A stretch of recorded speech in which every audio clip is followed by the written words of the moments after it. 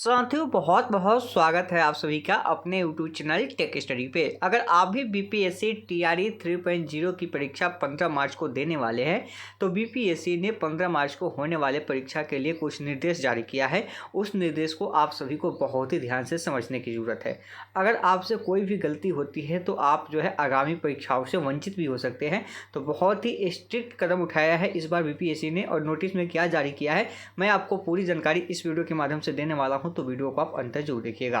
Video शुरू करने से पहले मैं आपसे एक छोटा सा रिक्वेस्ट करना चाहूँगा कि आप अभी तक इस चैनल पर नए हैं तो आप इस चैनल को सब्सक्राइब कर ले और बेल आइकन को दबा दें ताकि ऐसे ही लेटेस्ट वीडियो मिलता रहे। चलिए शुरू करते हैं। तो साथियों हम बीपीएससी के ऑफिशियली वेबसाइट पे आ चुके हैं और यहाँ पे आप देखेंगे कि 13/3/2023 के डेट में आपको एक नोटिस यहाँ पे दिखेगा। और यह नोटिस जो है आप देख सकते हैं कि very important instruction for examine of TRE 3.0, यानी कि स्कूल टीचर जो रिटेन आपकी ऑब्जेक्टिव कॉम्पिटिटिव एग्जाम होने वाली है, जो एडवर्टाइजमेंट संख्या आप देख सकते हैं 22/2024 है, उससे संबंधित जो है वेरी इंपॉर्टेंट इंस्ट्रक्शन आपका यहाँ पर डाला हुआ है। और जैसे ही आप इसको डाउनलोड करेंगे तो कुछ इस तरह का आपके सामने जो है इंटरफेस दिखेगा। और यहाँ पे आप देखेंगे कि नोटिस में क्या है, आपका लिखा हुआ है कि अध्यापक नियुक्ति प्रतियोगिता परीक्षा टीआरई 3 उम्मीदवारों के लिए आवश्यक सूचना। अब देखिए पहला जो आपका लाइन है, यानी पहला पैराग्राफ की बात करें तो अभ्यर्थी परीक्षा प्रारंभ होने के 2 घंटे पूर्व परीक्षा केंद्र पर पहुंचना सुनिश्चित करेंगे। यानी कि जो आपकी परीक्षा है, जो परीक्षा का समय है, उससे 2 घंटे पहले आपको पहुंच जाना है।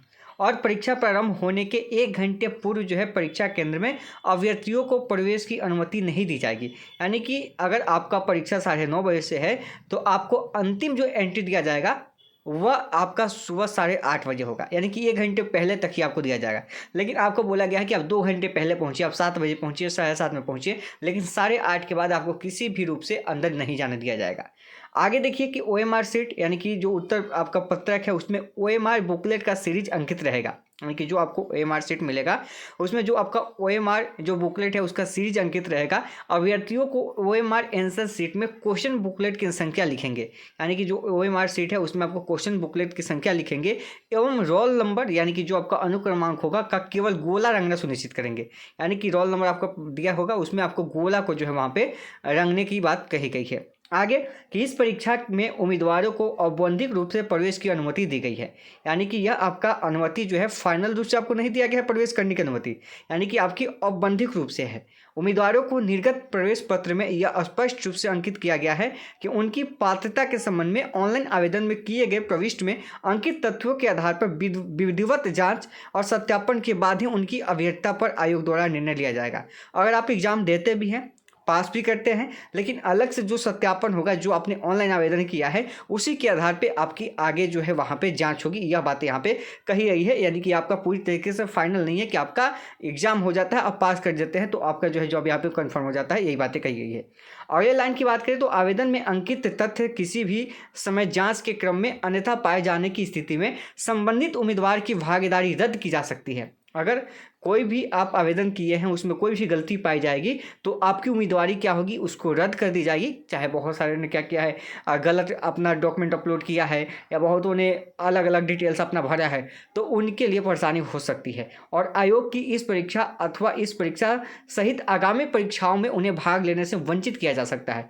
अगर आप जाँच के घेरे में गलत पाए जाते हैं तो आपको जो है आगे आने वाली परीक्षाओं से और इस परीक्षा से ही आपको क्या है वंचित किया जाएगा। ठीक है। आगे देखिए परीक्षा केंद्र परिसर जहां परीक्षा होनी है वहां पे mobile, Bluetooth, WiFi gadget, electronics, pen, pager, ठीक है, उसके अलावा सामान, वॉच आदि जैसी इलेक्ट्रॉनिक सामग्री को लेकर जाना एवं उपयोग जो है वर्जित है। परीक्षा कक्ष में इलेक्ट्रॉनिक सामग्री ले जाने पर उसे कदाचार मानते हुए बिहार परीक्षा संचालन अधिनियम 1981 के तहत आवश्यक कानूनी कार्रवाई की जाएगी। तो यहाँ पे देखिए यह सारी चीज़ें आपको नहीं लेके जाना। इसके अलावे अगर हम बात करें तो यहाँ पे नोट में एक आपको बातें दी गई है, वह है कि कदाचार करते हुए पाए जाने की स्थिति में इस परीक्षा सहित आगामी 5 वर्षों के लिए तथा परीक्षा से संबंधित भ्रामक एवं सनसनी अफवाह फैलाने की स्थिति में 3 वर्षों के लिए आयोग की परीक्षाओं से वंचित किया जा सकता है।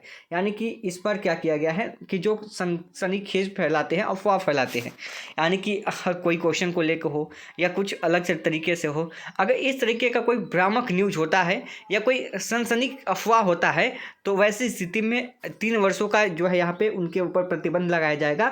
और अगर कदाचार पाते हुए, यानी कि अगर आप दूसरे की जगह पर परीक्षा दे रहे हैं या किसी और से परीक्षा दे रहे हैं, दिवा रहे हैं, तो वैसी स्थिति में आपको आगे 5 सालों के लिए क्या किया जाएगा, प्रतिबंधित किया जाएगा। यह जो है आयोग की ओर से ये आपका नोटिस जो है जारी किया गया है। तो जो इंपॉर्टेंट बातें थी हमने आपको बता दिया। अब आपको तय करना है जो फर्जी वाले होंगे उनको भी ध्यान रखने की ज़रूरत है, क्योंकि देखिए फर्जीवाड़ा आप बीपीएससी के साथ कर रहे हैं और बीपीएससी आपको कहीं से बकसने वाला नहीं है, ये बात ध्यान रखिएगा। बीपीएससी के पास बहुत सारे हथियार है, अगर चाह दे तो वो अभ्यर्थी को कहीं से भी पकड़ सकता है।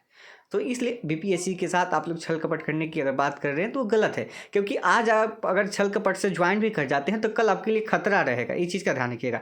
तो इसलिए गलत मत कीजिए, जो युवक अभ्यर्थी है उनको जॉब लेने दीजिए, उनका मेरिट आप बर्बाद मत कीजिए, सीट भी बर्बाद करेंगे आप और जो योग्य कैंडिडेट है उनका जॉब भी नहीं हुआ। तो ऐसे जो अयोग्य हैं जो कि बिना पढ़े चाहते हैं कि भाई हम पास कर जाए, हम जॉब ले लें, तो वैसी आप गलती ना करिए। बीपीएससी थोड़ा सा ध्यान से रहिए और आप आगे जो योग्य कैंडिडेट है उनको जॉब लेने दीजिए।